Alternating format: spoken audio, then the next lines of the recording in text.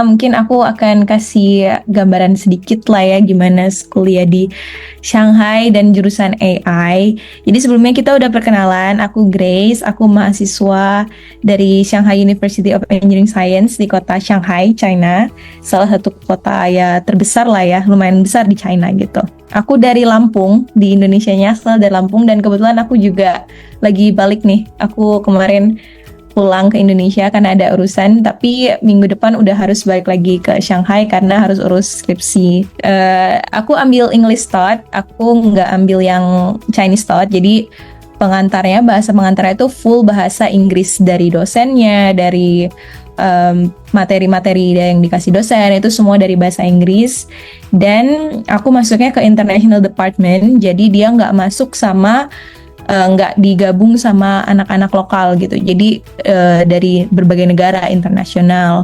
Tapi walaupun aku ambil English Thought, aku tetap harus mengambil ujian bahasa Mandarin atau kita bisa sebut HSK ya untuk lulus. Jadi itu sebenarnya tergantung kampus sih. Ada beberapa kampus yang oke, nggak usah ngambil bahasa Mandarin. Tapi kampus aku kebetulan kalau aku mau lulus aku harus ambil HSK 4 walaupun aku kayak pengantar bahasa Inggris. Sisi lain, selain aku aktif di kampus, aku juga aktif di organisasi di luar kampus. Jadi mungkin orang-orang mikir, oh kuliah di Shanghai, lingkup pertemanannya pasti internasional semua, organisasinya gimana, nggak bisa ketemu orang Indo.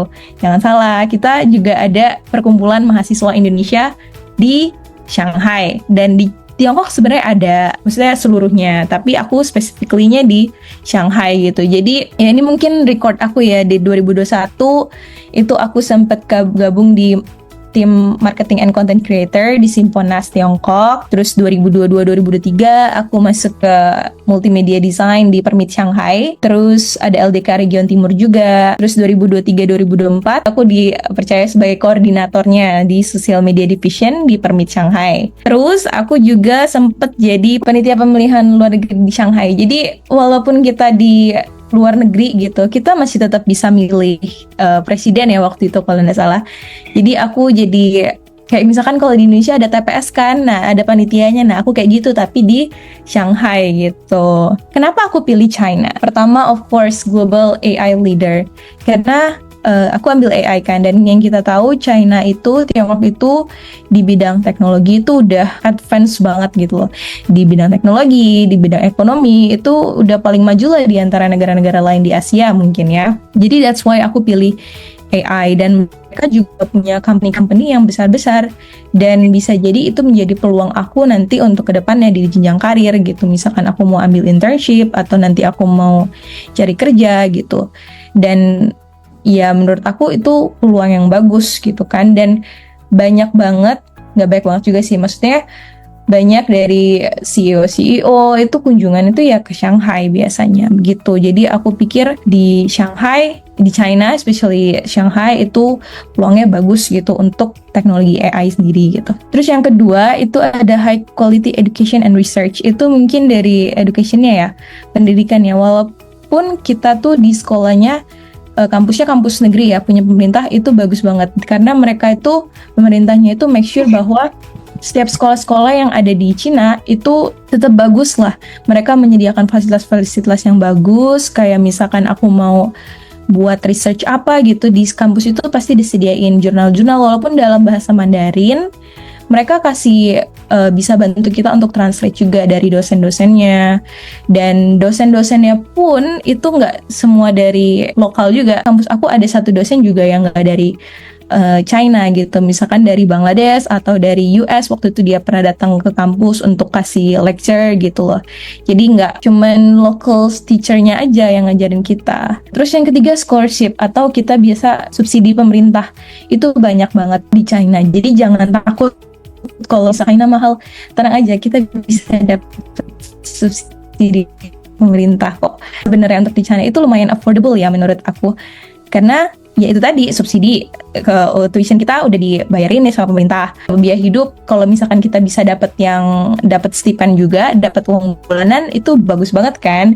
Terus asrama juga oke banget dong kalau kita bisa dapat. Kalau enggak pun masih tetap terjangkau gitu. Kayak aku kan dapat tuition aja 4 tahun. Tapi sebenarnya nggak aja sih. Itu udah lumayan terbantu banget sih. Terus kenapa ambil AI? Karena yang pertama itu mungkin AI itu useful skill ya. Di mana aja, kayak di bidang apapun. Misalkan di bidang perbankan atau di bidang di perusahaan-perusahaan lah.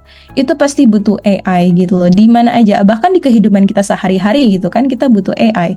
Contohnya, misalkan di HP kita ada Siri atau personal assistant gitu. Hey Siri, buka ini dong gitu, atau Hey Google gitu kan. Itu kan termasuk dalam AI juga.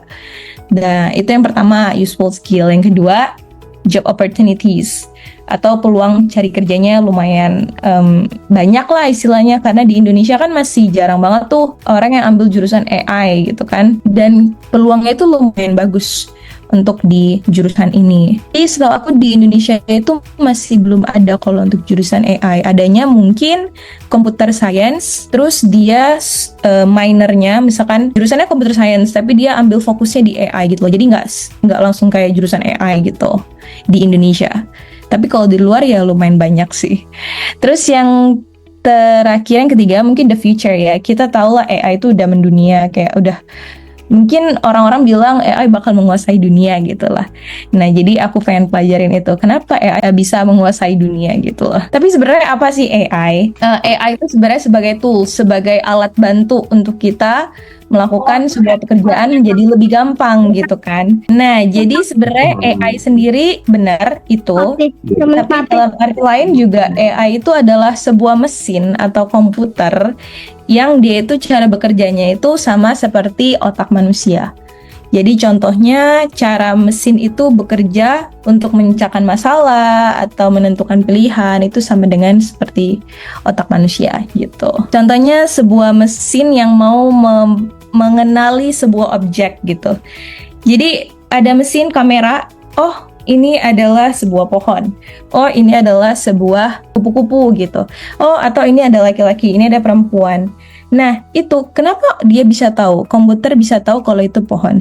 Kenapa komputer bisa tahu kalau misalkan itu kupu-kupu? Karena dia belajar. Gitu. Karena sebelumnya dia sudah belajar. Sama seperti manusia kan. Kita bisa tahu itu pohon karena kita belajar. Karena kita sebelumnya tahu, oh kalau pohon itu bentuknya begini. Kalau aku lihat pohon bentuknya begini, oh berarti itu pohon gitu kan. Sama seperti komputer. Karena kita kasih data yang bakal dipelajarin sama si komputer. Contohnya datanya gambar pohon gitu. Gambar pohon kita masukin tuh ke komputer. Nanti komputer belajar, oh ini namanya gambar pohon. Kalau misalkan ada daunnya, ada cabangnya, itu namanya pohon. Nanti kalau si komputer ini ngeliat ada pohon, dia udah tahu, oh ini pohon karena aku udah belajar sebelumnya dari dataset kita. Jadi dari data kita masukin ke komputer bakal belajarin. Datanya tuh bisa bentuk apa aja. Data itu banyak ya. Ada dari mungkin data number, terus ada mungkin gambar, atau banyaklah data itu macam-macam. Nah, dari data itu nanti dipelajarin tuh sama komputer. Pakai algoritma lah. Ya pokoknya dipelajarin sama dia, ntar itulah jadinya AI. AI itu lingkupnya mungkin ada beberapa ya. Contohnya ada NLP, Natural Language Processing.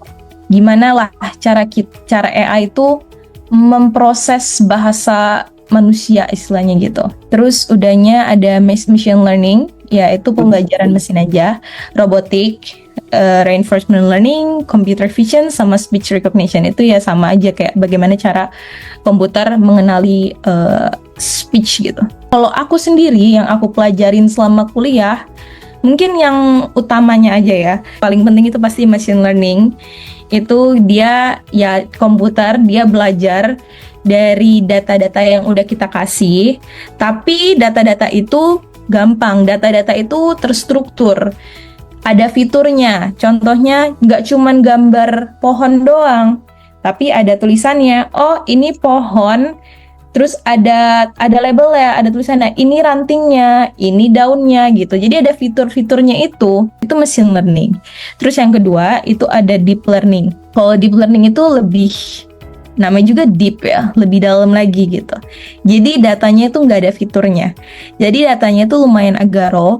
Biasanya dia datanya besar. Terus yang ketiga itu ada namanya computer vision. Itu yang seperti aku agak jelasin sedikit tadi. Itu ya gimana cara mesin itu mengenali suatu objek gitu. Oh, misalkan ini mobil gitu. Atau biasanya kan kalau sekarang sih ada teknologi yang terakhir aku dengar di Cina itu dia bisa mengenali, misalkan kita lagi jalan nih di mobil, kan ada screen kita di mobil, ada GPS ya kalau nggak salah. Nah, GPS itu bisa kasih tahu di depan mobil kita, ini kan ada mobil lagi.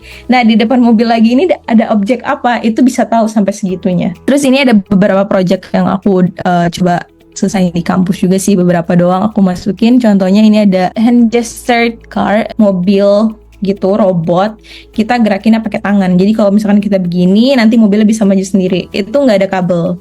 Jadi pakai wireless. Yang pertama udah pasti networking, karena Shanghai ya kota besar, kita bisa ketemu siapapun di Shanghai. Terus contohnya aku waktu itu ketemu Bapak Profesor Mahfud Amin. Aku ketemu waktu itu dia kebetulan lagi kunjungan di Shanghai, dan karena aku tergabung dalam organisasi Permit Shanghai itu, Persatuan Mahasiswa Indonesia Tiongkok di Shanghai.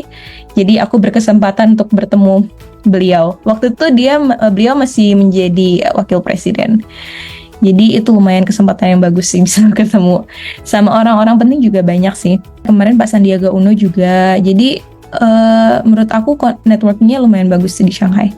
Terus nggak cuma dari Indonesia doang, dari international juga. Terus yang kedua itu diverse international student. Jadi kita punya, karena aku di departemen internasional ya.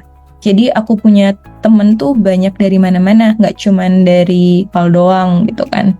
Dari Maroko ada, dari Rusia ada, dari Ukraine, dari mana-mana lah pokoknya. Dan ya kita jadi teman, dan gak cuman belajar budaya Cina, tapi negara lain pun kita belajar gitu. Karena di kampus itu biasanya mereka ada yang namanya cultural exchange. Jadi di kampus aku biasanya sih setahun sekali ya, mereka bakal ada kayak fair gitu. Jadi ada booth.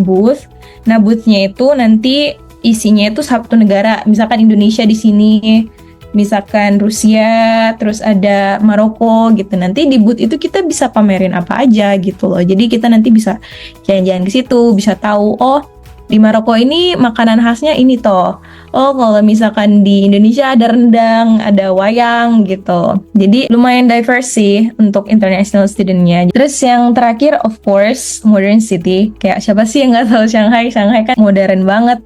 Gedung di mana-mana, semuanya serba gampang, teknologinya maju banget. Bahkan kemarin aku masih cerita teman sih, katanya dia udah ada yang self-driving car, jadi dia pesen taksi, tapi taksinya nggak ada supirnya, itu ada katanya gitu. Kalau untuk Alipay pembayaran tanpa uang cash itu mungkin udah di seluruh China, kayak jarang banget orang pakai uang cash, jadi harus pakai HP, pakai Alipay atau pakai WeChat Pay.